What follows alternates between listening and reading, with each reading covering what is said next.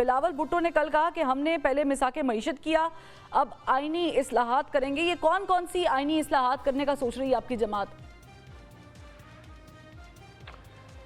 دیکھیں، گزارش یہ ہے کہ پاکستان میں آج کل جو پولیٹیکل سچویشن ہے قوم کے سامنے ہے، اکنامک کرائسس ہیں، جوڈیشری ورسز ایگزیکٹو ہے، اور پولیٹیکل سٹیبلٹی ہے۔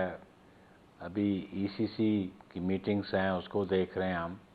تو پاکستان پیپلز پارٹی نے جو حکومت کو سپورٹ کرنے کا فیصلہ کیا تھا، اس کی بنیادی وجہ تھی کہ ملک کو کرائسس سے کیسے نکالا جا سکے، کیونکہ جو ڈیوائیڈڈ مینڈیٹ تھا، کوئی سیاسی جماعت حکومت تو بنانے کو تیار نہیں تھی۔ اور ابھی ہم سمجھتے ہیں کہ عدالتوں کا اور ججز کا ورسز ایگزیکٹو جو ایشو ہے، معاملہ سب جوڈس ہے سپریم کورٹ میں بھی، اور پھر خطوط آ رہے ہیں، تو اس لیے پاکستان پیپلز پارٹی یہ بھی سمجھتی ہے کہ جہاں پولیٹیکل پرسنالٹیز یا ججز کے ایشوز ہیں یا حکمرانوں کے ایشوز ہیں، ایک کامن سٹیزن بڑا متاثر ہو رہا ہے۔ پولیٹیکل ایشوز جو ہیں اور cases high court supreme court میں، اور بہت زیادہ پینڈنسی بھی ہو گئی ہے، بیک لاگ بھی ہے کامن لیٹیگنٹس کا بھی۔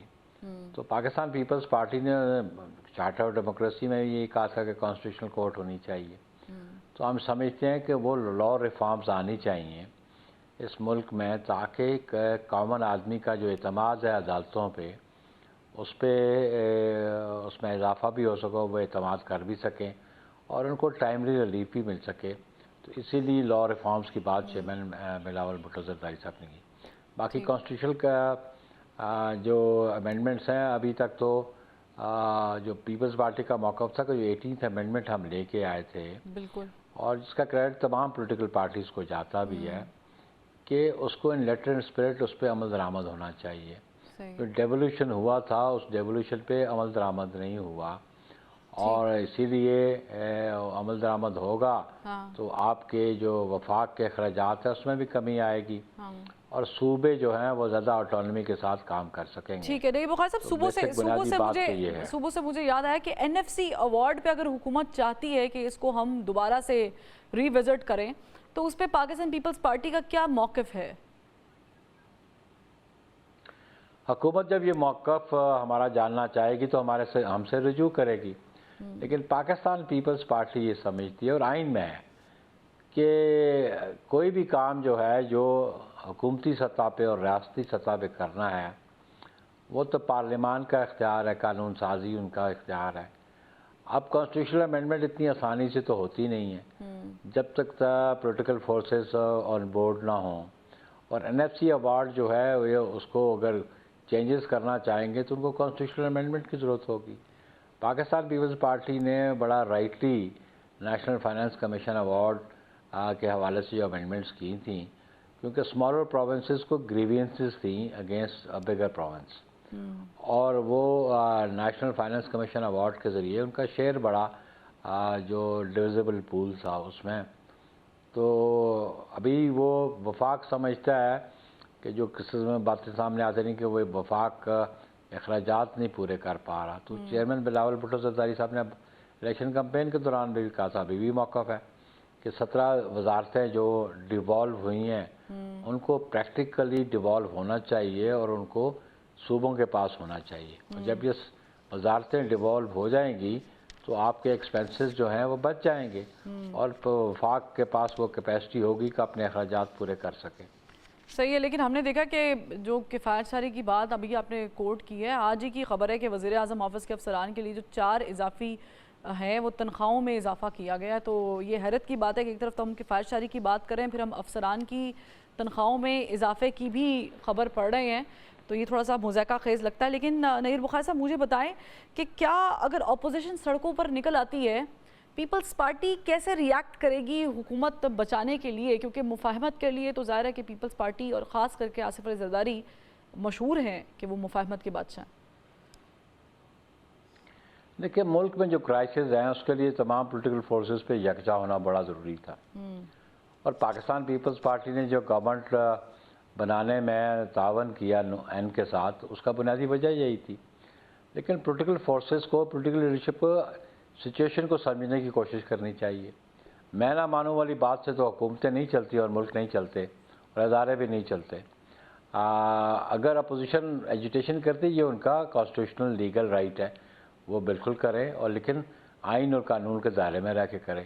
لیکن پاکستان پیپلز پارٹی ہمیشہ سے ایجیٹیشن کے ذریعے گورنمنٹ کو ڈسلوج کرنے کے خلاف رہی ہے. ہم نے 2014 میں بھی اس وقت بھی سپورٹ کیا، اس وقت کی گورنمنٹ کو بھی. بالکل. ہم نے 2022 میں بھی ہم نے کانسٹیٹیوشنل طریقے سے گورنمنٹ کو نو کانفیڈنس کیا اور پیک اپ کروایا. اب بھی ہم سمجھتے ہیں کہ ایجیٹیشن کرنا ان کا رائٹ ہے، لیکن پاکستان پیپلز پارٹی گورنمنٹس کو ڈسلوج کرے، ایجیٹیشن کے ذریعے اس پہ بلیو نہیں کرتی. کانسٹیٹیوشنل مینز جو ہیں وہ اڈاپٹ کریں. ایک چھوٹا سا سوال لے لیجیے گا، یہ لاس کنسیڈر کریں گے آپ؟ مولانا فضل الرحمان ٹھیک ہے کہ ان کی جماعت بہت سیٹیں بھی نہیں لے پاتی ہے، یا اب کی بار وہ شاید بہت کارنرڈ ہیں، آپ سمجھتے ہیں کہ یہ لاس کنسیڈر ہوگا مولانا فضل الرحمان صاحب سے بات نہ کرنا، حکومتی بینچز پر ان کا نہ ہونا؟ بات لاس کے نہیں ہے. دیکھیں آپ پالیٹکس میں آپ دیکھیں، ٹرائی ٹو انڈرسٹینڈ کہ مستقل اتحاد نہیں ہوتا اور مستقل مخالفتیں بھی نہیں ہوتی. جو سیاسی جماعتیں آج گورنمنٹ میں ہیں اور جو اپوزیشن میں، یہ ایک جگہ گورنمنٹ میں بھی رہی ہیں اور اپوزیشن میں بھی ایک ساتھ رہی ہیں. تو مولانا صاحب کو رجوع تو کیا پیپلز پارٹی کے علاوہ، کیونکہ گورنمنٹ این اے بنانی تھی، انہوں نے رجوع کیا، لیکن وہ نہیں مانے. وہ اپوزیشن بینچز میں بیٹھنا چاہتے ہیں، لیکن ایٹ دا سیم ٹائم وہ بلوچستان میں گورنمنٹ میں بھی بیٹھے ہوں گے. تو یہ پولیٹیکل پروسیس میں سیاسی جماعتیں ایک دوسرے کے مد مقابل آتی رہتی ہیں، الیکشن ہوتے رہتے ہیں، لیکن ہم سمجھتے ہیں کہ کوئی گورنمنٹ ایجیٹیشن کے ذریعے ڈسلوج نہیں ہونی چاہیے. اس وقت جو سچویشن ہے، اگر میں آپ سے پوچھوں، جو آپ کو آپ کے تجزیے کے مطابق جو سٹیک ہولڈرز ایک پیج پر ہونے چاہیے حکومت کے ساتھ، وہ ایک پیج پر ہیں اگر یہ تحریک چلتی بھی اپوزیشن کی طرف سے؟ تو دیکھیں جی، ملک کے مفاد میں کیا ہے. ٹھیک، ہم ملک کے مفاد کی بات کریں گے یا ملک دشمنی کی بات کریں گے؟ جو پولیٹیکل فورسز ہے، پاکستان کے پولیٹیکل فورسز ہے نا، وہ ریاست کی اور ملک کی بہتری کے لیے کام پالیٹکس میں ہیں، تو ان کو اپنی آئینی ذمہ داری سمجھنی چاہیے، اور جو گراؤنڈ ریالٹیز ہیں ان کو بھی ایکنالج کرنا چاہیے کہ ہم کہاں کھڑے ہیں. آپ کے پرائم منسٹر کہہ چکے ہیں ہم ادھار مانگ کے تو تنخواہیں دیتے ہیں. تو پھر اس سچویشن کو نکالے گا کون؟